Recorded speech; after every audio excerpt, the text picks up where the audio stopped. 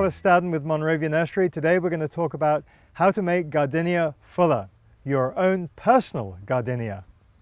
An important part of gardening is pruning, and we're in the gardenia mode. We're looking forward to having our gardenias in summer full of buds and blooms.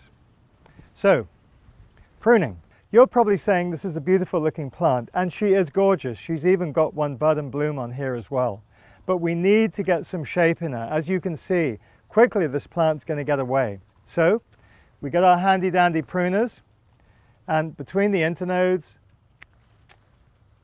carefully at an angle, look at that. You can see already the shape we're getting on the plant. Now that looks much better, you can't deny it.